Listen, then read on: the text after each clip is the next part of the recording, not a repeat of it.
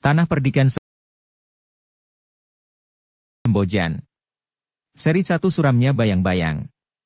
Audiobook, novel silat. Cerita, Esa Mintarja. Episode 19. Sementara itu, di Padepokan Tiaga Kembang, Kiai Badra dan kawan-kawannya telah berkumpul. Ternyata mereka memang singgah di Padepokan Kiai Badra untuk beberapa saat. Baru kemudian mereka pergi ke Padepokan Kiai Soka. Ketika Iswari yang datang bersama Kiai Badra dan kawan-kawannya melihat perempuan yang disebut serigala betina itu, ia terkejut. Namun kemudian hampir di luar sadarnya, Iswari telah berlari dan memeluknya. "Kapan kau datang, Nyai?" bertanya Iswari ketika ia kemudian melepaskan pelukannya. Wajah perempuan itu menjadi tegang. Terasa pelupuknya menjadi panas. Tetapi ia adalah perempuan yang hidupnya telah ditempa oleh keadaan yang sangat keras, sehingga ia pun kemudian berhasil menguasai perasaannya. "Aku datang ke Padepokan ini bersama Nyai Soka," jawab perempuan itu. "Syukurlah," berkata Iswari. "Kami memang mencemaskan keadaan Nyai. Nyai Soka tentu akan dapat menceritakan peristiwa yang mungkin sangat menarik," berkata perempuan itu. Nyai Soka tersenyum. Jawabnya. Sebagaimana juga Iswari tentu akan dapat membuat cerita yang lebih menarik lagi tentang perjalanannya. Iswari mengerutkan keningnya. Namun ia pun tersenyum juga. Sejenak kemudian mereka pun telah duduk di pendapa Padepokan Tiaga Kembang. Beberapa orang laki-laki ada di antara mereka. Laki-laki yang pada umumnya sudah terhitung tua. Termasuk Kiai Badra dan Kiai Soka. Dua orang yang tubuhnya masih nampak kekar dan kuat, yang justru mendebarkan hati perempuan itu. Kedua orang itu sudah dikenal oleh perempuan yang disebut serigala betina itu. "Kau sudah berada di sini pula," berkata salah seorang di antara kedua orang itu. "Ya Kiai," jawab serigala betina itu. Ternyata Kiai juga berada di sini. Yang tua, yang bernama Sambiwulung itu pun bertanya pula. "Kenapa kau tiba-tiba saja berada di sini?" "Sudah aku katakan kepada Nyai Wiradana, aku datang bersama Nyai Soka," jawab serigala betina itu. "Panggil aku Iswari," potong Iswari. "Oh," perempuan itu mengangguk. "Aku belum terbiasa memanggil seperti itu." "Mulailah. Kau akan terbiasa mengucapkannya," berkata Iswari kemudian. Perempuan yang disebut serigala betina itu pun menarik sesuatu yang penting. Ternyata di pendapa orang-orang itu tidak membicarakan sesuatu yang penting. Mereka berbicara tentang padepokan, tentang musim dan tentang tanaman. Karena itu, maka Nyai Soka pun kemudian telah mengajak perempuan yang disebut serigala betina itu dan Iswari untuk pergi ke belakang. "Tenaga kami akan lebih berarti di belakang daripada di sini," berkata Nyai Soka. "Mungkin kami dapat membantu masak atau mencuci mangkuk." "Silahkan," jawab Kiai Soka. "Kami masih ingin berbicara tentang apa saja." Nyai Soka dan kedua perempuan yang lain itu pun telah meninggalkan pendapa.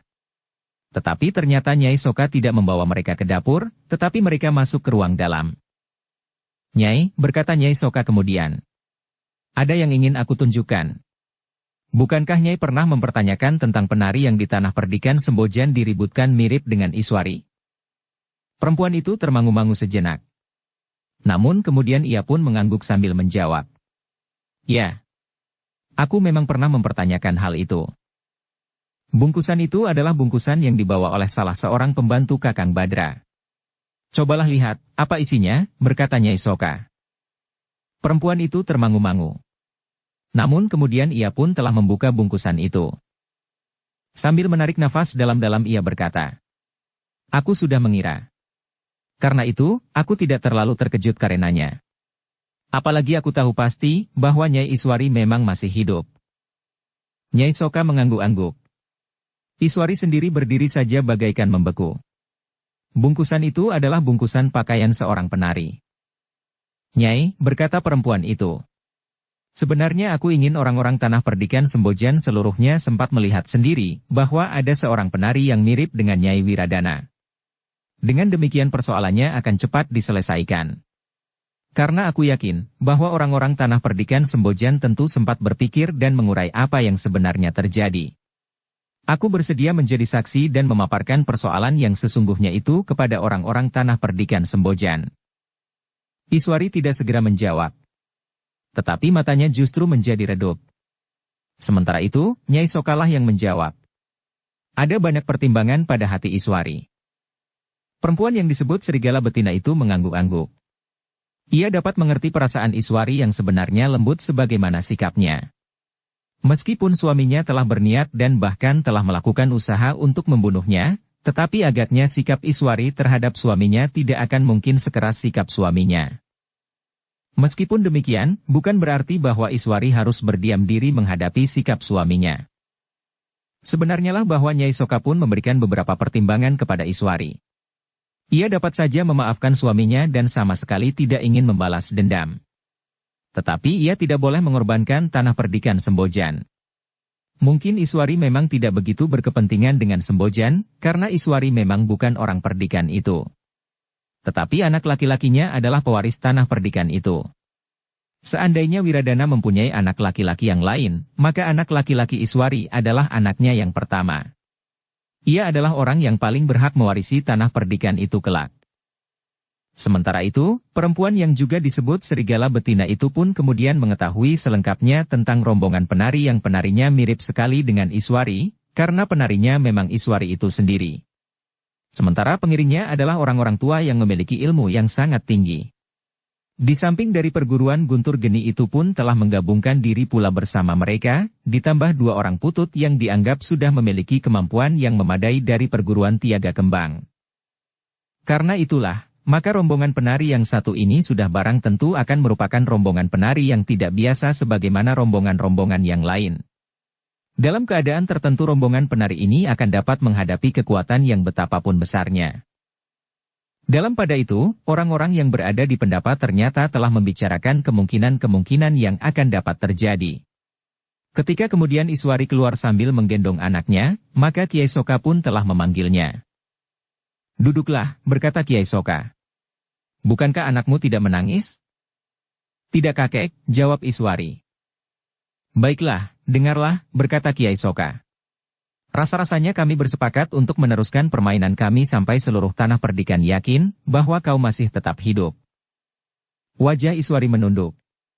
Ia sama sekali tidak menjawab. "Iswari," berkata Kiai Soka. "Menurut Gandar, perempuan yang kemudian menjadi istri Wiradana itu adalah perempuan yang tentu memiliki ilmu yang sangat tinggi. Kau yang baru mulai, masih akan terpaut banyak. Jika kita tidak mulai sekarang maka semakin lama kedudukannya tentu akan semakin kuat. Ia tentu tidak berdiri sendiri, karena ia mempunyai kekuatan ilmu kalamerta. Karena itu, bukankah lebih baik jika kita mulai seawal mungkin?" Iswari mengangkat wajahnya sejenak. Namun kemudian kembali wajah itu menunduk. Tidak ada yang dapat dikatakannya kepada Kiai Soka. Sementara itu, Kiai Badra sendiri hanya dapat memandangi cucunya tanpa berkata sepatah kata pun. Ia sependapat dengan Kiai Soka. Tetapi ia juga mengerti perasaan cucunya. Karena itu, maka ia menunggu perkembangan keadaan yang mungkin terjadi. Dalam pada itu, Kiai Soka pun kemudian berkata, "Baiklah Iswari. Meskipun kita harus bekerja cepat, tetapi kita masih mempunyai waktu pada saat ilmumu akan dapat menyusul ilmu perempuan iblis yang telah membunuh Ki Gede itu. Nenekmu mempunyai sejenis air yang dapat mempercepat putaran kejadian. Air yang didapatkannya dari tempat yang paling sulit dicapai. Jika ia berkenan, maka ia akan dapat mempercepat putaran kejadian, termasuk usahamu memperdalam ilmu." Iswari tidak menjawab. Meskipun demikian ia juga tidak menolak. Demikianlah, maka ketika Iswari telah meninggalkan mereka maka orang-orang tua itu telah menyusun rencana mereka sendiri. Setiap saat rencana itu akan dapat dimanfaatkan. Meskipun demikian mereka tidak dapat meninggalkan kesediaan Iswari sendiri. Namun agaknya Kiai Soka telah berbicara kepada Nyai Soka tentang air yang dikatakannya. Air yang dapat mempercepat putaran kejadian, yang disebutnya sebagai Banyu Gege. Ternyata bahwa Nyai Soka telah memanggil Iswari seorang diri ketika anaknya sudah tidur nyenyak, ditunggu oleh seorang endang yang biasa melayaninya. Bahkan anak itu tidak akan rewel meskipun ditinggal ibunya sampai berhari-hari. "Iswari," berkata Nyai Soka kemudian. "Apakah kakekmu, Kiai Soka pernah menyinggung tentang Banyu Gege, semacam air yang dapat mempercepat putaran kejadian?" "Ya nenek. Kakek bermaksud agar aku dapat meningkatkan ilmuku dengan cepat, jawab Iswari. Tetapi Nyai Soka itu tersenyum. Katanya, kakekmu memang benar Iswari. Tetapi yang dimaksud tentu bukan sejenis air yang dapat diminum atau dapat dipergunakan untuk mandi yang kemudian dengan sendirinya segala putaran peristiwa-peristiwa akan berlangsung dengan cepat. Kau akan dengan tiba-tiba memiliki ilmu yang tinggi, atau peristiwa-peristiwa seperti itu. Iswari mengerutkan keningnya. Ia memang menjadi bingung, karena ia kurang mengerti maksud neneknya. Sementara itu, Nyai Soka berbicara terus. Iswari. Yang dimaksud tentu satu usaha yang terus-menerus, mengalir tanpa henti seperti mengalirnya air. Dengan usaha yang demikian, maka kau akan menjadi semakin meningkat. Iswari mengangguk kecil. Katanya, apapun yang harus aku lakukan, aku tidak akan ingkar nenek. Bukankah selama ini juga aku patuh kepada nenek? Ya. Tetapi untuk mempercepat kemajuanmu, maka segala sesuatunya harus dilakukan berlipat ganda. Kau harus menempuh laku yang sangat berat. Ada dua tugas yang saling bertentangan yang harus kau lakukan. Kau harus memeras tenagamu untuk melakukan latihan-latihan, namun sementara itu, jenis makanan yang boleh kau makan harus dikurangi.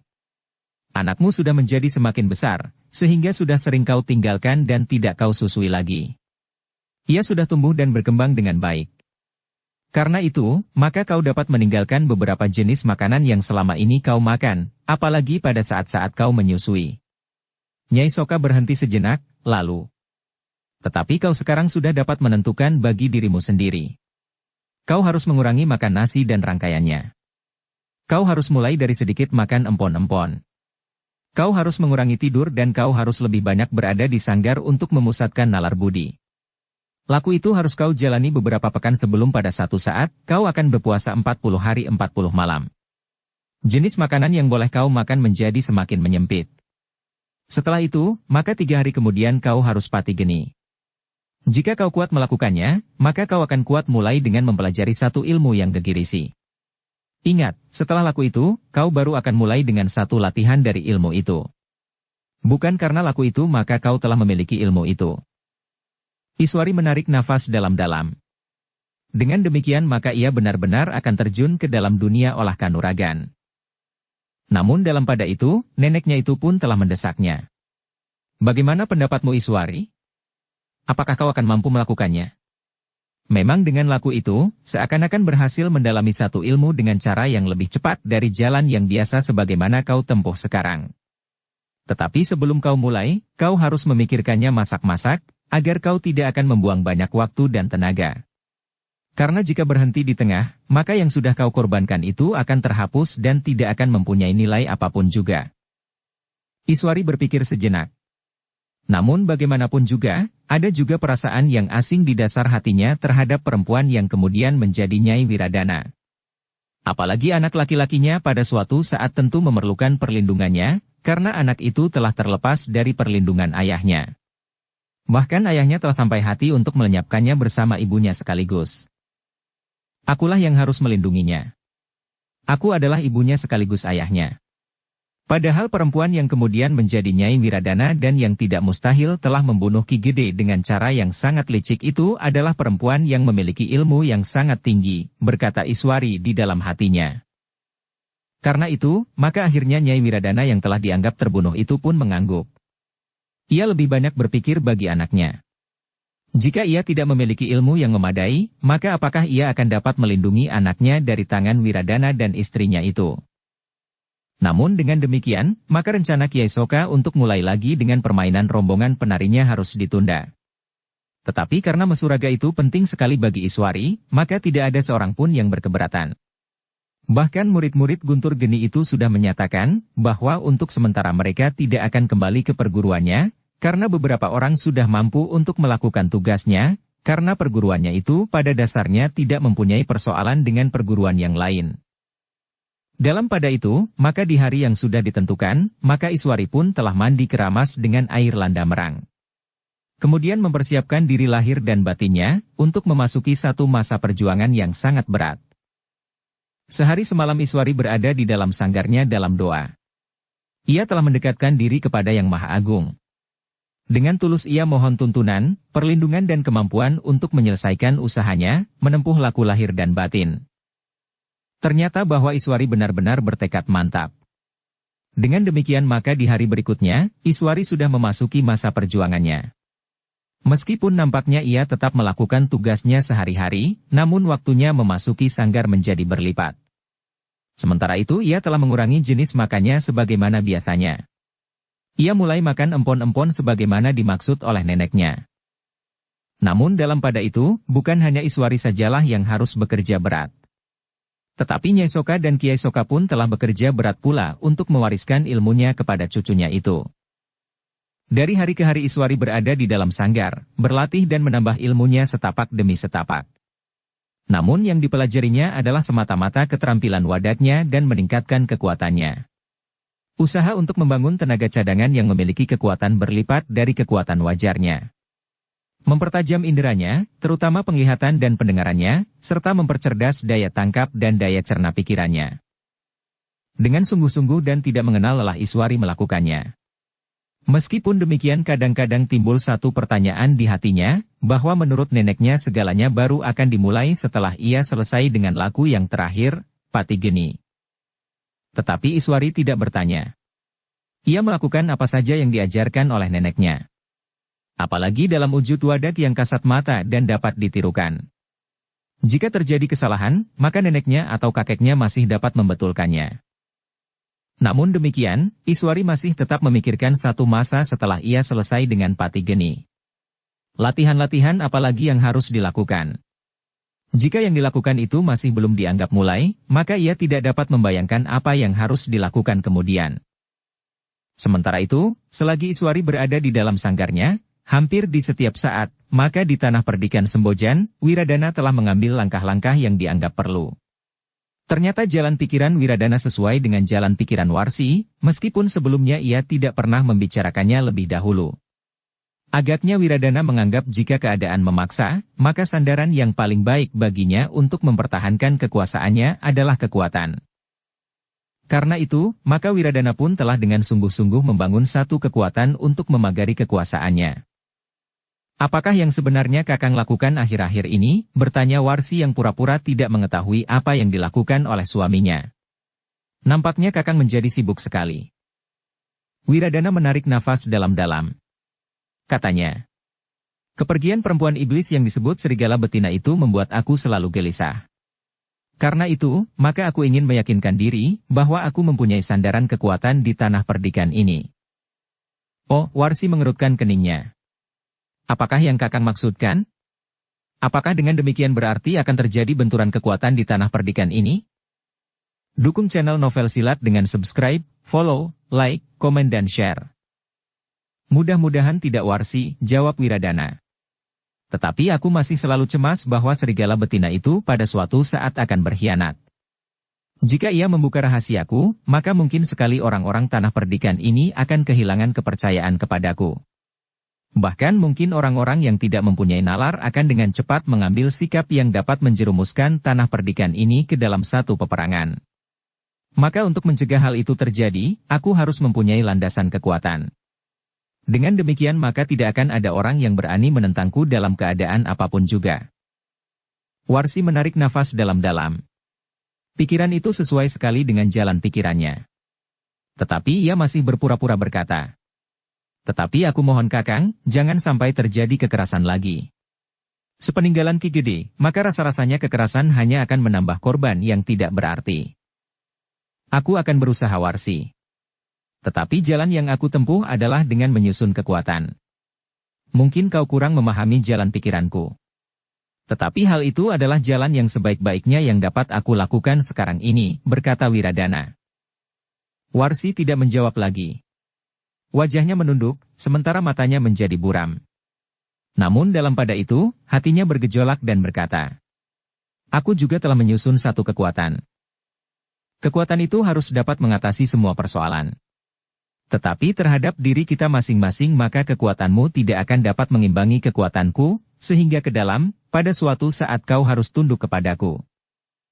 Wiradana sama sekali tidak dapat membaca perasaan istrinya. Ia hanya melihat istrinya itu menundukkan wajahnya. Menurut dugaannya istrinya menjadi cemas, bahwa sesuatu akan terjadi di atas tanah perdikan Sembojan. Dalam pada itu, maka Wiradana pun telah melakukan usahanya dengan tidak mengenal lelah. Ia memperkuat pengawal-pengawal yang setia kepadanya. Ia memberikan sesuatu yang lebih banyak kepada mereka. Di setiap padukuhan Wiradana telah menyusun kekuatan pengawal yang khusus akan dapat menjalani perintahnya dengan cepat tanpa mempersoalkan benar atau salah, buruk atau baik. Kepada pengawal yang khusus itu Wiradana telah memberikan latihan-latihan yang khusus pula. Dengan tekun Wiradana mengajar mereka dalam olah kanuragan dan bermain senjata. Bukan saja untuk menambah ilmu bagi para pengawal, tetapi juga untuk menakut-nakuti orang-orang lain di tanah perdikan Sembojan. Dengan demikian maka suasana di tanah perdikan Sembojan menjadi jauh berbeda dengan suasana pada saat Ki Gede Sembojan masih memerintah. Rasa-rasanya rakyat Sembojan diburu oleh kegelisahan dan suasana kekerasan. Setiap saat mereka bertemu dengan para pengawal yang meronda. Pengawal yang memakai pakaian yang bagus di atas kuda yang tegar dan membawa bekal uang yang cukup. Namun yang mempunyai kebiasaan membentak-bentak, menghardik dan menakut-nakuti rakyat Sembojan sendiri. Bahkan Wiradana sudah mulai mempergunakan cara yang dapat menumbuhkan persoalan yang rumit. Wiradana telah meminjam beberapa ekor kuda kepada orang-orang Sembojan untuk kepentingan pengawalnya. Hanya kepada mereka yang memiliki 3 ekor kuda atau lebih sajalah kita akan dapat meminjam, berkata Wiradana kepada para pengawalnya. Sementara itu pengawalnya pun mematuhinya. Mereka mengambil kuda orang-orang Sembojan yang memiliki lebih dari 2 ekor kuda. Mereka yang memiliki 3 ekor, maka yang seekor akan diambil untuk dipinjam oleh pengawal tanah perdikan Sembojan. Kita harus mengatasi semua gangguan keamanan dengan cepat, berkata Wiradana kepada para pengawalnya. Dengan demikian, maka suasana di tanah perdikan Sembojan diliputi oleh kecemasan. Orang-orang Sembojan menjadi cemas, bahwa pada suatu saat bukan saja kuda yang akan diambil oleh Ki Wiradana, tetapi mungkin pusaka-pusaka sifat kandel yang memiliki tuah atau apa saja yang memungkinkan dipergunakan bagi peningkatan keamanan. Pada saat-saat Wiradana sibuk dengan para pengawal yang dibentuknya, maka ketika Warsi pada satu pagi pergi ke pasar, maka seseorang telah menggamitnya. Ketika Warsi berpaling, maka ia pun terkejut. Ternyata orang yang menggamitnya itu adalah ayahnya.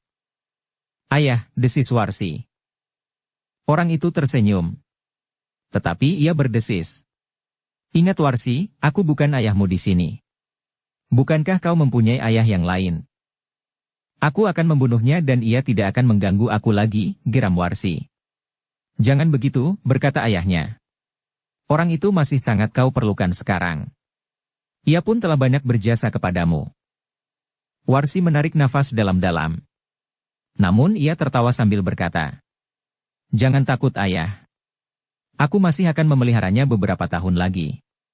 Warsi berhenti sejenak, kemudian, "Tetapi kapan ayah datang ke tanah perdikan ini?" "Aku sudah berada di sini 2 hari Warsi," berkata ayahnya. "Aku mencari kesempatan untuk menemuimu. Tetapi agaknya kau terlalu jarang keluar rumah." "Ya ayah. Aku memang terlalu jarang keluar rumah," jawab Warsi. "Aku datang setelah ayahmu itu memberitahukan kepadaku semua rencanamu." "Bukankah kau akan menyusun kekuatan di tanah perdikan ini?" bertanya ayahnya. Warsi berpaling ke sebelah menyebelah. Pasar itu terlalu sibuk sehingga tidak banyak orang yang saling memperhatikan. Namun sekali-sekali seorang perempuan menunduk hormat jika mereka lewat di sebelah Warsi. "Kau sangat hormati di sini Warsi?" bertanya ayahnya. Warsi tersenyum. Katanya, "Semua orang hormat kepadaku ayah. Apalagi kelak, jika aku sudah menyatakan diriku sendiri. Maka akulah kepala tanah perdikan ini. Untuk beberapa lama aku akan berada di tanah perdikan ini Warsi. Aku di sini mengaku sebagai pedagang emas berlian. Aku menginap di sebuah kedai yang besar yang juga menyediakan penginapan bagi para pedagang," berkata ayahnya. "Terima kasih ayah. Mungkin aku memerlukan ayah di setiap saat, tetapi kedai yang mana yang ayah maksud?" bertanya Warsi. "Kedai yang berada di ujung jalan ini," jawab ayah Warsi sambil menunjuk jalan di depan pasar itu. Warsi mengangguk-angguk. Kedai itu memang kedai yang paling besar di tanah perdikan Sembojan dan terletak di padukuhan induk. "Setiap saat aku akan berbicara dengan ayah," berkata Warsi. "Tetapi kenapa ayah tidak datang ke rumahku? Aku datang sebagai apa? Bertanya ayah Warsi. Aku tidak akan dapat mengatakan bahwa aku adalah ayahmu. Warsi mengerutkan keningnya. Namun kemudian katanya. Ayah datang sebagai pedagang emas berlian. Apakah aku akan membeli atau tidak, tetapi ayah dapat menawarkannya sekadar untuk datang ke rumahku. Ayah Warsi itu mengangguk-angguk.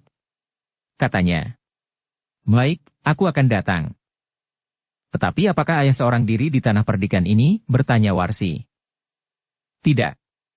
Aku datang bersama seorang keluarga kita, jawab ayahnya. Siapa? Bertanya Warsi. Dampa, jawab ayahnya. Warsi menarik nafas. Dampa adalah seorang yang cukup unik untuk mengawal ayahnya, karena menurut pengertian Warsi, Dampa adalah seorang yang memiliki ilmu yang termasuk paling baik di antara kawan-kawannya. Baik ayah, berkata Warsi kemudian. Aku menunggu kedatangan ayah sementara itu, dalam satu kesempatan, ayah akan dapat bercerita tentang kekuatan yang sudah ayah siapkan. Ayahnya mengangguk-angguk. Katanya. Besok sore aku akan datang. Warsi pun kemudian berpisah dari ayahnya. Sambil menjinjing kampil kecil, ayahnya menyusup di antara orang-orang sibuk di dalam pasar. Namun ternyata bahwa baik Warsi maupun ayahnya sama sekali tidak mengetahui bahwa di antara mereka yang ada di pasar itu, seseorang tengah memperhatikan mereka dengan seksama. Ketika Warsi berpisah dengan ayahnya, maka orang itu pun telah bangkit pula dari tempatnya, duduk bersila di antara orang-orang yang sedang memilih alat-alat untuk bekerja di sawah yang dijajakan dekat dengan pintu masuk pasar yang hanya ramai sepekan sekali itu, sambil menjinjing sebuah linggis untuk mengupas kelapa. Mudah-mudahan linggis ini tidak cepat tumpul, berkata orang itu. Aku tanggung, berkata penjualnya. Jika kelak menjadi tumpul bawa kemari. Untuk apa? Bertanya pembeli linggis itu. Akan diganti yang lebih baik? Tidak. Hanya untuk melihat apakah benar linggis itu menjadi tumpul, jawab penjual linggis itu sambil tertawa. Orang yang membeli linggis itu tertawa pula. Tetapi ia bergumam. Awas, jika linggis itu tumpul, aku minta uang kembali. Warsi lewat di belakang orang itu. Tetapi Warsi tidak memperhatikannya. Sementara orang itu sempat pula berpaling dan memandanginya. Cantik sekali, desis orang itu. Heh, jangan mencoba mengganggunya jika kepalamu tidak ingin tembus oleh linggismu sendiri, sahut penjual linggis itu. Aku tahu, bukankah perempuan itu Nyai Wiradana, sahut orang yang membeli linggis itu. Dan bukankah aku hanya sekadar memujinya? Penjual linggis itu mengumpat. Tetapi pembelinya tidak mendengarnya. Sejenak kemudian pembeli linggis itu pun telah meninggalkan tempat itu. Ia berjalan di antara orang-orang yang sibuk berada di pasar dengan kepentingan mereka masing-masing. Namun demikian ketajaman penglihatannya masih memungkinkannya untuk melihat arah perjalanan orang yang baru saja berbicara dengan Nyai Wiradana. Di sudut pasar ternyata telah menunggu seorang kawannya yang disebut Dampa itu. Kemudian berdua mereka keluar dari pasar dan berjalan menyusuri jalan di muka pasar itu. Mereka berjalan perlahan-lahan saja, tanpa memperhatikan orang-orang yang masih berjejalan di dalam pasar. Namun ternyata orang itu tidak lepas dari pengamatan orang yang membeli linggis. Meskipun ia tidak mengikutinya, tetapi di sore hari orang yang membeli linggis itu telah duduk di dalam sebuah kedai yang besar di ujung jalan. Sambil membeli beberapa jenis makanan bersama seorang kawannya, maka ia bertanya. Apakah saudagar intan berlian itu masih bermalam di sini? Pemilik kedai itu termangu-mangu. Namun kemudian katanya. Kenapa dengan saudagar itu? Tidak apa-apa. Aku tidak tahu bahwa ia ada di sini malam ini sehingga aku tidak mengajak istriku, berkata orang itu. Kenapa dengan istrimu? Bertanya pemilik warung. Ia memerlukan sepasang giwang untuk anaknya yang 3 hari lagi akan dibawa suaminya ke Pajang, berkata orang itu. Sekarang kau dapat menemuinya, berkata pemilik warung. Ia di dalam. Biarlah. Besok aku akan datang dengan istriku, berkata orang itu. Sejenak kemudian, maka kedua orang itu pun telah meninggalkan warung itu. Seolah-olah tidak ada persoalan yang terselip di dalam pertanyaan-pertanyaannya tentang saudagar intan berlian itu. Dalam pada itu, pemilik kedai itu pun tidak lagi menghiraukan apa yang dikatakan oleh kedua orang yang pernah membeli makanan di warungnya. Ia pun tidak menghiraukan ketika hari berikutnya orang itu pun tidak datang lagi, apalagi dengan istrinya. Sementara itu, sebagaimana dikatakan, maka di sore hari berikutnya ayah Warsi bersama seorang kawannya telah ke rumah Ki Wiradana.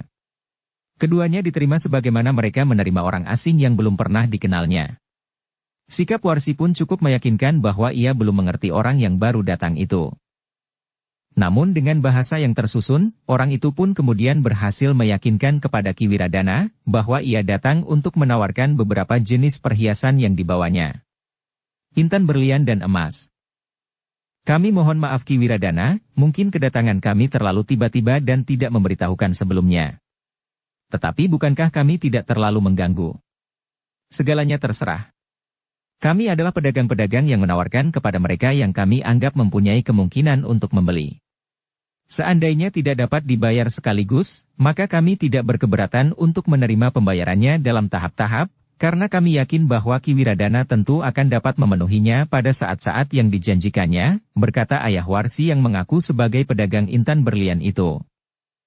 Wiradana memandang istrinya, katanya. Segala sesuatunya terserah kepada istriku. Jika ia menyenangi salah satu dari perhiasan yang Kisanak bawa, serta harga yang kau tawarkan wajar, maka mungkin sekali kami akan membelinya. Tentu, berkata saudagar itu. Kami tidak pernah menawarkan harga barang-barang kami dengan berlebih-lebihan. Kami akan mengambil keuntungan yang sekecil-kecilnya, namun jika barang kami sering laku maka yang kecil itu pun akan menjadi besar. Wiradana memang menyerahkan segalanya kepada istrinya. Ada beberapa barang perhiasan yang dilihat oleh Warsi. Tetapi Warsi masih belum memutuskan untuk mengambil yang mana di antara barang-barang itu. Apakah Kisanak besok masih ada di sini? Bertanya Warsi. Ya. Aku masih berada di sini untuk beberapa hari. Aku ingin datang ke rumah beberapa orang kaya di tanah perdikan ini. Mungkin Ki Wiradana dapat membantu kami, sekadar menunjukkan kepada siapa kami harus menawarkan barang-barangku. Bukan dengan satu kepastian untuk dibeli. Hanya sekadar menawarkan saja, jawab orang itu. Jika demikian Kisanak, berkata Nyai Wiradana. Datanglah besok kemari. Aku akan memikirkannya dan memilih. Apakah Kisanak tidak berkeberatan untuk meninggalkan beberapa macam perhiasan itu di sini? Tentu, jawab pedagang itu. Aku tidak akan mencurigai Nyai Wiradana, istri pemangku jabatan kepala tanah perdikan Sembojan. Tetapi sudah tentu hanya satu atau dua saja, sebab yang lain harus aku tawarkan kepada orang lain lagi. Warsi pun kemudian memilih dua macam perhiasan. Seuntai kalung dan sepasang giwang. Katanya. Mungkin aku akan membeli salah satu di antara keduanya. Bukan kedua-duanya. Dengan demikian maka kesengajaan Warsi untuk memberi kesempatan ayahnya datang ke rumahnya itu dimengerti oleh ayahnya. Karena itu, maka ia pun benar-benar telah meninggalkan dua macam perhiasan di rumah Warsi. Ketika keduanya kembali ke penginapan, maka ayah Warsi itu pun berkata, ternyata aku mendapat kesempatan lebih baik untuk berhubungan dengan Warsi dari sekadar mencegatnya di pasar. Besok aku akan datang dan mudah-mudahan persoalannya tidak cepat sekali, sehingga aku akan mendapat kesempatan untuk hilir mudik. Dampa tersenyum. Katanya. Warsi memang seorang yang cerdik. Nampaknya suaminya sangat sayang kepadanya. Ia adalah anakku. Ia mewarisi kecerdikan, kepandaian dan kemampuan olah kanuragan seperti aku juga, berkata ayah Warsi sambil tertawa. Dampa itu pun tertawa pula. Sebenarnya bahwa Warsi memang seorang perempuan yang pandai mempergunakan segala kesempatan. Ayah Warsi itu kembali ke kedai tempat ia menginap telah malam mulai turun. Ia memasuki kedai yang sudah memasang lampu. Demikian ia bersama kawannya selesai makan malam, maka keduanya telah memasuki bilik yang disediakan bagi mereka. Tetapi ternyata telah terjadi sesuatu yang tidak terduga sebelumnya. Malam itu, dua orang dengan diam-diam telah mendekati kedai tempat saudagar intan berlian itu menginap. Kita akan menunggu sampai tengah malam, berkata seorang dari kedua orang itu. Kawannya mengangguk-angguk. Namun agaknya tengah malam sudah tidak terlalu jauh lagi. Malam itu, udara terasa sejuk. Meskipun langit berawan tipis, tetapi angin semilir bertiup di antara dedaunan. Pada lewat tengah malam, dua orang telah dengan diam-diam memasuki kedai tempat saudagar intan berlian itu menginap. Mereka dengan hati-hati telah merusak pintu dan masuk ke dalamnya. Meskipun tidak ada lampu sama sekali di dalam kedai itu, namun kedua orang yang memasuki pintu itu ternyata dapat melihat meskipun tidak sejelas dalam sinar lampu minyak. Di bagian belakang kedai itu, terdapat sebuah pintu. Jika mereka memasuki pintu itu terdapat sebuah ruang yang luas dengan amben-amben yang besar. Beberapa orang pedagang bermalam di situ dan tidur berjajar di amben besar itu. Sebuah amben besar buat laki-laki dan sebuah amben besar buat perempuan. Tetapi agaknya pedagang intan berlian itu tidak mau tidur dalam keadaan demikian. Ia dan seorang kawannya telah minta disediakan secara khusus sebuah bilik. Meskipun bilik itu sempit, tetapi cukup memadai bagi dua orang yang mengaku saudagar intan berlian itu, karena dengan demikian mereka tidak harus tidur berimpitan dengan orang-orang yang tidak dikenalnya. Kedua orang yang memasuki kedai dengan diam-diam itu telah berusaha membuka pintu itu. Perlahan-lahan sekali, agar deritnya tidak membangunkan orang-orang yang sedang tidur nyenyak. Demikian pintu terbuka, maka keduanya tertegun. Mereka mendengar dengkur yang keras di antara orang-orang yang menginap di ruang yang besar itu. Namun agaknya hari itu, yang menginap di bilik itu tidak cukup banyak sebagaimana hari-hari pasaran. Dengan hati-hati kedua orang itu mendekati orang-orang yang sedang tidur nyenyak. Namun ternyata mereka tidak menemukan pedagang intan berlian, sehingga kedua orang itu kemudian menduga bahwa keduanya telah ditempatkan di tempat yang lain. Karena itu, maka mereka pun telah mencari pintu lain yang menghubungkan ruang yang besar itu dengan ruang yang lain. Ketika mereka menemukan pintu itu, maka mereka pun kemudian berusaha untuk membukanya. Tetapi kedua orang itu menyadari bahwa kedua orang mengaku pedagang intan berlian itu orang yang memiliki ilmu yang tinggi. Apalagi orang yang mencoba mendengarkan percakapan orang itu dengan Nyai Wiradana, melihat sikap Nyai Wiradana yang cukup hormat dan sebutan terhadap orang itu, bahwa orang itu adalah ayahnya. Bahkan ayah yang sesungguhnya. Kita harus berhati-hati, desis yang seorang. Kita tidak boleh gagal. Sudah berhari-hari kita mengamati Nyai Wiradana dan yang kemudian kita berhasil menemukan pertemuannya dengan ayahnya yang mengaku saudagar ini. Kita harus memanfaatkan keadaan ini. Kawannya mengangguk. Namun dengan demikian keduanya telah bersiaga sepenuhnya menghadapi keadaan yang mungkin akan berkembang dengan cepat. Perlahan-lahan pintu itu didorong ke samping. Sedikit demi sedikit pintu itu terbuka. Namun mereka tidak dapat menghindari sepenuhnya derit pintu yang sedang dibuka itu. Karena itu, maka bunyi pintu itu telah membangunkan kedua orang yang berada di dalamnya. Seandainya keduanya bukan orang-orang berilmu yang memiliki indera yang tajam, maka derit pintu itu tidak akan membangunkannya. Tetapi karena keduanya adalah orang-orang yang berilmu tinggi, maka ternyata bahwa keduanya telah terbangun. Ketika kedua orang itu melihat pintu terbuka dan ada orang yang berusaha memasuki bilik itu, maka keduanya pun segera bersiaga. Ayah Warsi yang kemudian berdiri di depan itu pun bertanya, "Kisanak, apa maksudmu malam-malam begini memasuki bilik tidurku?" "Jelas," jawab orang itu. "Aku datang untuk mengambil perhiasan-perhiasan yang kau bawa. Apakah kau berkeberatan?" "Jangan gila," geram Ayah Warsi. "Barang-barang itu adalah barang daganganku." "Apapun yang kau katakan, kami datang untuk mengambilnya," jawab orang itu. "Kau sangka kau dapat menakut-nakuti kami? Agaknya kau memang belum mengenal kami. Nasibmu kali ini ternyata sangat buruk, bahwa kalian telah merampok kami," berkata Ayah Warsi. "Kami telah merampok puluhan orang dan berhasil dengan baik. Kali ini pun kami akan berhasil merampok perhiasan yang kau bawa dengan hasil yang baik pula," berkata orang yang memasuki bilik itu. "Perampok yang malang," desis Ayah Warsi. "Aku peringatkan sekali lagi, bahwa aku bukan pedagang kebanyakan. Jika kau tidak ingin mati, pergilah. Aku tidak akan mengganggumu." "Jangan banyak bicara," geram orang yang memasuki bilik itu. "Serahkan semua perhiasanmu. Aku tidak mempunyai banyak waktu." Keributan itu agaknya telah membangunkan pula orang-orang yang tidur di ruang yang besar itu. Mereka berloncatan turun dari pembaringan. Ada di antara mereka yang segera menghadapi apa yang terjadi, namun ada yang masih bertanya-tanya. Sementara itu, ada orang yang merasa dirinya wajib ikut menangkap orang yang akan merampok itu, sementara ada yang menjadi ketakutan.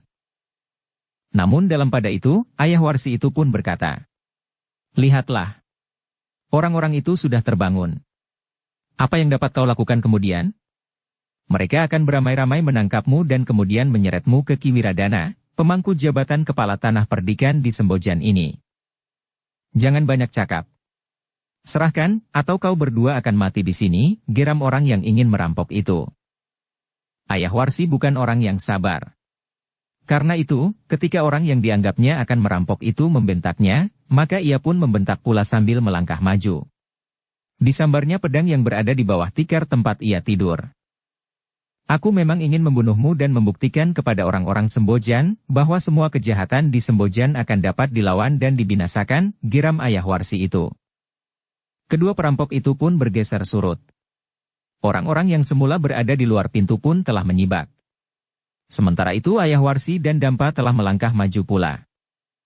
Di sini tempatnya agak luas, berkata orang yang disangka perampok itu.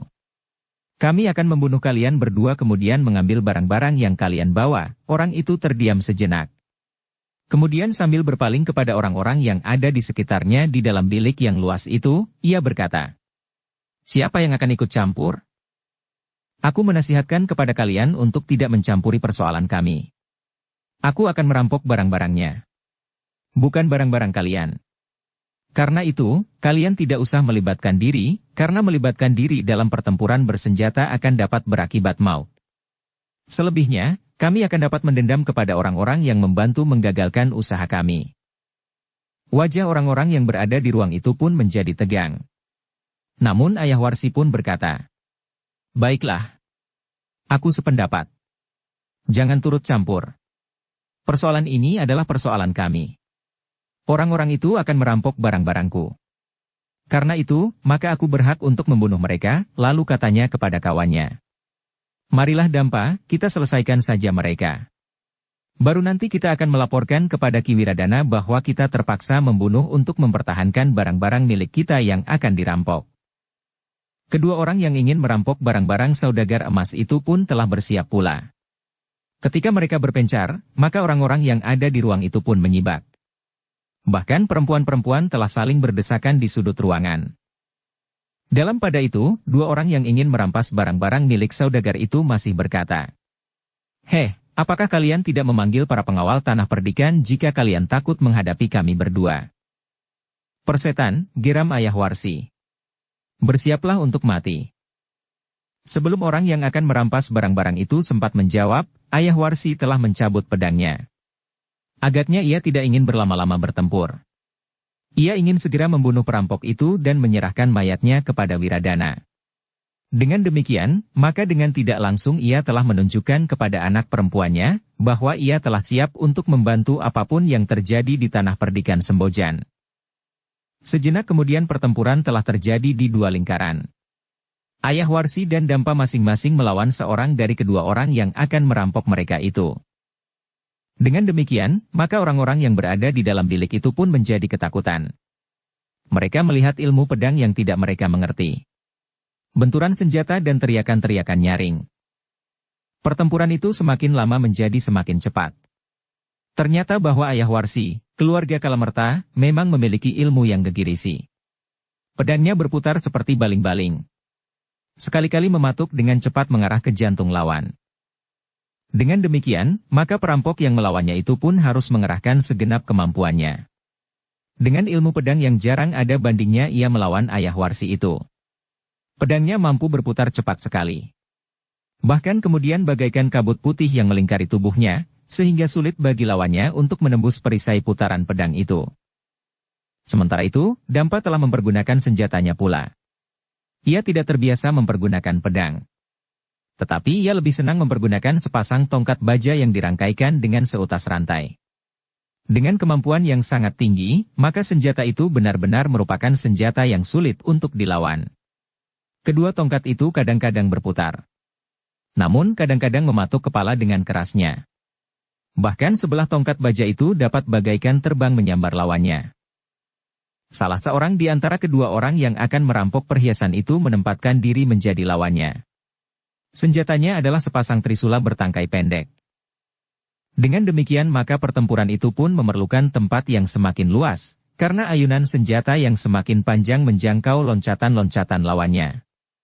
Tongkat bertangkai itu dapat digenggam untuk bertempur pada jarak jangkauannya, tetapi dapat pula berputar sepanjang rantai yang mengikatnya. Agaknya orang yang ingin merampok itu merasa, ruangan itu terlalu sempit untuk menghadapi senjata lawannya yang menggetarkan, sehingga karena itu, maka ia pun telah bergeser ke pintu. Ketika ia mendapat kesempatan, maka ia pun telah meloncat dan membuka pintu itu. Kemudian meloncat turun ke halaman. Dengan demikian, maka dua lingkaran pertempuran itu terjadi di dua bagian penginapan itu. Yang satu berada di dalam dan yang lain berada di luar. Pertempuran itu benar-benar merupakan pertempuran yang menggetarkan. Di ruang depan penginapan itu, dua orang yang memiliki ilmu pedang yang matang telah mengerahkan kemampuan masing-masing. Bahkan Ayahwarsi merasa beruntung bahwa ada orang yang berusaha untuk merampoknya. Dengan demikian ia dapat menunjukkan kepada anaknya dan juga kepada Ki Wiradana yang tidak mengenalnya sebagai mertuanya, bahwa ia telah berjasa bagi tanah perdikan Sembojan. Dengan demikian maka ia akan mendapat kepercayaan yang lebih besar dari Ki Wiradana.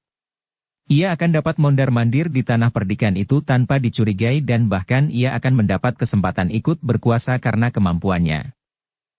Jika aku menunjukkan bahwa aku mempunyai kekuatan, maka aku tentu akan ikut mendapatkan kekuasaan. Apalagi apabila pada suatu saat Warsi berhasil mendorong Wiradana untuk mengeterapkan kekuatan untuk memperkuat kekuasaannya apabila persoalan-persoalan yang pernah dilakukan itu akhirnya diketahui oleh orang banyak, berkata Ayahwarsi di dalam hatinya. Karena itu, maka ia pun telah berusaha untuk dalam waktu singkat melumpuhkan perampok itu dan kemudian baru memberitahukan kepada Ki Wiradana. Orang-orang yang ketakutan di penginapan itu sama sekali tidak berani berbuat sesuatu. Mereka berdesakan di sudut ruang dengan wajah yang pucat. Sebelumnya mereka belum pernah mengalami perampokan seperti itu. Sedangkan di halaman pertempuran antara Dampa dan seorang di antara kedua orang yang akan merampok itu menjadi semakin sengit. Ternyata keduanya telah mempercayakan diri kepada kekuatan mereka. Benturan-benturan yang keras telah terjadi, sehingga bunga-bunga api pun berloncatan di udara memercik seperti bintang-bintang kecil yang berhamburan mengoyak gelapnya malam. Demikianlah pertempuran di dua lingkaran itu benar-benar merupakan benturan ilmu yang tinggi. Namun kemudian mulai nampak geseran keseimbangan dalam pertempuran itu. Baik di dalam maupun di luar. Ternyata bahwa kedua perampok itu memiliki ilmu yang lebih baik dari Ayahwarsi dan kawannya. Perlahan-lahan keduanya mulai terdesak. Bahkan Dampa mulai kehilangan pengamatan atas senjatanya, ketika ujung senjata lawannya mulai menyentuh tubuhnya. Gila! Dampa sedikit berteriak. Sementara perampok yang melawannya itu tertawa. Katanya, "Ayo Kisanak. Apakah yang sebenarnya kau banggakan?" Tongkat baja itu pun kemudian berputaran semakin cepat memagari tubuhnya. Tetapi benturan yang terjadi telah merusakkan putaran senjatanya itu. Bahkan dalam usaha untuk memperbaiki keadaan, maka lawannya telah mempergunakan kesempatan sebaik-baiknya untuk menyerang. Sambil menyeringai kesakitan, Dampa meloncat surut. Namun ternyata darah telah mengalir dari tubuhnya. Dengan demikian, kemarahan yang membakar jantungnya bagaikan telah mendidihkan darahnya. Tetapi ia tidak dapat ingkar dari kenyataan bahwa lawannya telah berhasil melukainya. Pertempuran semakin lama menjadi semakin kasar. Dampa yang berusaha untuk bertempur dengan cara yang lebih baik dari kebiasaannya, dalam keadaan terdesak, tidak lagi dapat menyembunyikannya watak dan sifatnya. Sebagai pengikut Kalamerta yang hidup dalam dunia yang hitam, maka ia adalah orang yang kasar dan adalah menjadi kebiasaannya untuk bertempur dengan kasar pula. Tetapi lawannya sama sekali tidak terkejut ketika ia melihat perkembangan ilmu lawannya. Namun demikian ada yang mulai dipikirkannya. Dampa bertempur sambil berteriak-teriak. Mengumpat dengan kasar dan mengaum bagai serigala. Orang-orang yang berada di dalam penginapan itu menjadi semakin ngeri. Karena mereka tidak melihat, maka yang mereka sangka berteriak menggetarkan jantung itu adalah justru salah satu dari kedua perampok itu. Namun kawan perampok itu sendiri dan sebagaimana juga Ayahwarsi, mengerti bahwa yang berteriak-teriak kasar itu adalah Dampa. Dengan nada rendah salah seorang yang akan merampok Ayahwarsi dan sedang bertempur melawannya itu berkata, "Nah kau dengar, kawanmu bukan seorang yang bertabiat lembut. Ia justru jauh lebih kasar dari kawanku. Seorang perampok. Heh, apakah memang demikian kebiasaan para saudagar?" Namun dengan cerdik Ayah Warsi menjawab, "Aku tidak peduli. Aku bawa orang itu untuk mengawalku siapapun dia. Tetapi selama ini aku mempercayainya karena kesetiaannya." "Tetapi Kisanak," berkata lawan Ayah Warsi, "ada satu hal yang harus aku pertimbangkan. Kawanmu telah berteriak-teriak seperti orang kesurupan. Dengan demikian maka ada satu kemungkinan bahwa kawanmu telah menarik perhatian orang lain yang akan melaporkannya kepada para pengawal." "Persetan dengan para pengawal. Aku tidak memerlukan para pengawal. Justru aku akan menyerahkan mayat kalian kepada para pengawal tanah perdikan Sembojan," jawab Ayah Warsi. "Mungkin kau berpendirian begitu," jawab lawannya. "Tetapi orang lain yang tidak tahu menahu tentang keinginan itu, akan dapat mengambil sikap. Mereka melihat perkelahian di halaman itu. Kemudian dengan tidak menghiraukan sikapmu, mereka berlari-lari melaporkan para pengawal. Tetapi jika para pengawal itu datang, aku akan minta kepada mereka untuk menjadi saksi, bahwa malam ini aku telah membunuh perampok di tanah perdikan Sembojan, tanah yang biasanya tenang dan tentram," jawab Ayah Warsi. Lawannya tertawa. Katanya, "Agaknya memang sudah sampai waktunya kita mengakhiri permainan ini." "Ya. Permainan ini akan segera berakhir dengan kematianmu," geram Ayah Warsi. Namun yang terjadi adalah sebaliknya. Tiba-tiba saja kemampuan lawan Ayah Warsi itu masih juga mampu meningkat. Bahkan sejenak kemudian, Ayah Warsi seolah-olah telah kehilangan kemampuan untuk mengikuti kecepatan gerak lawannya yang membingungkan. Dengan demikian, maka seperti dampa yang bertempur di halaman, maka ujung senjata orang yang akan merampok itu telah mulai menyentuh tubuh Ayah Warsi. Segores luka telah menyilang di dadanya, sehingga darahnya pun telah mengalir pula membasahi pakaiannya. Dalam pada itu, sebenarnya lah pertempuran itu memang telah menarik perhatian orang-orang di sekitar penginapan itu. Teriakan-teriakan dampa memang sudah membangunkan orang-orang yang tinggal tidak terlalu jauh dari warung itu. Karena itu, dengan berbagai pertanyaan di dalam diri mereka, maka mereka pun telah keluar dari rumahnya untuk melihat apa yang telah terjadi. Orang-orang itu terkejut ketika mereka melihat perkelahian di halaman penginapan itu. Ada di antara orang-orang itu yang justru menjadi ketakutan dan kembali masuk ke dalam rumahnya dan menutup pintu rapat-rapat. Tetapi ada pula yang menghubungi tetangganya sambil berkata, "Kita harus melaporkannya." Berbeda dengan orang-orang yang terjebak di dalam penginapan itu, maka orang-orang yang tinggal di sebelah-menyebelah penginapan dan tidak begitu mengetahui persoalannya, mempunyai kesempatan untuk berbuat sesuatu. Karena itu, dua orang telah berlari ke gardu di mulut padukuhan, sementara orang lain telah langsung pergi ke sebuah kentongan di sudut rumahnya, telah menyambung isyarat itu dengan irama yang sama. Dalam waktu yang singkat, maka tanah perdikan Sembojan telah menjadi ribut. Ketika para peronda di gardu mendengar laporan tentang peristiwa yang terjadi di penginapan itu, maka mereka pun dengan segera berlari-lari menuju ke tempat kejadian. Namun demikian ketika mereka menjadi semakin dekat, mereka pun menjadi ragu-ragu. "Di mana para pengawal?" anak-anak muda itu saling bertanya. Namun mereka tidak menunggu terlalu lama. Beberapa orang pengawal yang tinggal di padukuhan itu pun segera berada di sekitar penginapan itu. Meskipun mereka belum mengambil satu tindakan, namun dua orang di antara mereka telah berpacu untuk menyampaikan laporan kepada Ki Wiradana. Demikian dua ekor kuda berderap dengan kencangnya, maka para pengawal pun telah mengepung penginapan itu bersama anak-anak muda yang sedang meronda. Namun, sebenarnya lah hati mereka menjadi berdebar-debar. Satu dua orang pengawal yang berani telah mendekati pintu gerbang halaman dan dengan sangat hati-hati membuka pintu gerbang itu. Tetapi ternyata mereka sudah tidak melihat sesuatu. Tidak ada perkelahian di halaman dan tidak ada suara apapun juga. Dalam keraguan-raguan itu, para pengawal mendengar derap kaki kuda mendekat. Beberapa orang pengawal telah datang bersama dengan Ki Wiradana sendiri. "Apa yang telah terjadi?" bertanya Wiradana. "Kami baru menyelidiki," jawab seorang pengawal. "Tetapi seseorang telah melihat perkelahian di halaman ini. Perkelahian yang sangat mengerikan. Seorang di antara mereka yang berkelahi itu berteriak-teriak dengan keras dan bahkan mengaum seperti serigala." "Dan kalian tidak memasuki halaman penginapan itu?" bertanya Wiradana. "Kami memang akan memasukinya. Tetapi justru karena pertempuran itu sudah selesai, maka kami merasa harus berhati-hati," jawab pengawal itu. "Pengecut," geram Wiradana. "Ikut aku. Wiradana lah yang kemudian memasuki halaman itu pertama-tama. Meskipun demikian ia tidak meninggalkan kewaspadaan. Senjatanya telah terhunus dan teracu ke depan.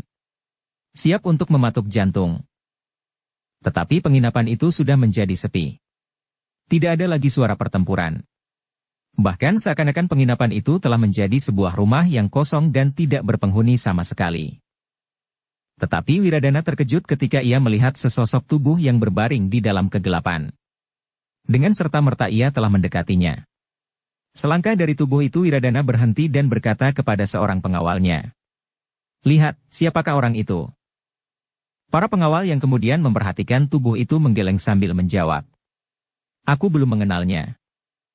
Tetapi tiba-tiba saja seorang di antara mereka berkata, "Orang ini adalah salah seorang yang menginap di warung ini. Aku melihatnya ketika aku sedang makan di warung ini. Ia adalah kawan saudagar yang juga menginap di penginapan ini pula." "Heh."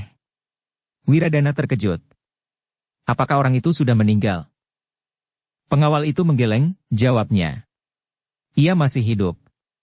Tetapi ia berada dalam keadaan yang parah. Panggil seseorang yang dapat mengobatinya." "Cepat," berkata Wiradana.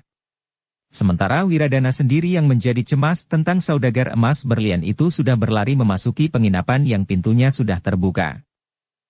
Tetapi penginapan itu nampaknya sepi. Tidak ada seorang pun yang kelihatan. Namun pendengaran Ki Wiradana yang tajam, mendengar desah nafas yang saling memburu di dalam sebuah bilik di belakang rumah itu. Dengan cepat ia menuju ke pintu bilik itu. Sejenak ia mendengarkan. Kemudian ia melangkah selangkah surut sambil berteriak. "Ayo keluar. Siapa yang ada di dalam?" "Aku Wiradana, pemangku jabatan kepala tanah perdikan ini, memerintahkan kepada kalian." Sejenak tidak terdengar jawaban. Namun kemudian terdengar lagi deru nafas yang saling memburu. "Cepat," teriak Wiradana. Baru kemudian terdengar jawaban dari dalam. "Pintunya diselerak dari luar." Ki Wiradana mengerutkan keningnya. Baru kemudian ia melihat bahwa pintu bilik itu memang diselarak dari luar. Karena itu, maka dengan serta-merta ia berteriak kepada para pengawal. "Buka pintu itu." Seorang pengawal telah melangkah maju dengan senjata telanjang di tangan. Perlahan-lahan ia membuka selarak pintu, sementara kawannya telah bersiaga sepenuhnya untuk menghadapi segala kemungkinan. Namun ketika pintu itu terbuka, ia melihat beberapa orang yang berdiri berdesakan di dalam bilik itu. Laki-laki dan perempuan. "Apa yang terjadi atas kalian?" bertanya Ki Wiradana. Beberapa orang mencoba menjelaskan. Tetapi karena mereka berbicara bersama dan tidak berurutan, maka sulit untuk diketahui maksudnya. "Jangan berbicara beramai-ramai. Seorang saja di antara kalian," bentak Ki Wiradana. Seorang yang berambut mulai beruban maju selangkah. Tetapi yang dikatakan pertama kali. Saudagar itu terluka parah. Barang-barangnya telah dirampok orang. Wiradana menjadi tegang. Tiba-tiba saja ia telah menyibakkan orang-orang itu. Ketika ia memasuki bilik yang tidak begitu luas itu, ia melihat saudagar yang terluka itu terbaring di pembaringannya. Wiradana memandangi tubuh yang terbaring itu. Dari lukanya masih mengalir darah. Karena itu, maka ia pun kemudian berteriak kepada pengawal-pengawalnya. "Beri saudagar ini pertolongan. Setidak-tidaknya usahakan agar darahnya tidak terlalu banyak mengalir sambil menunggu orang yang akan dapat mengobatinya." Bersambung ke episode 20. Dukung kami dengan subscribe, follow, like, komen dan share. Terima kasih.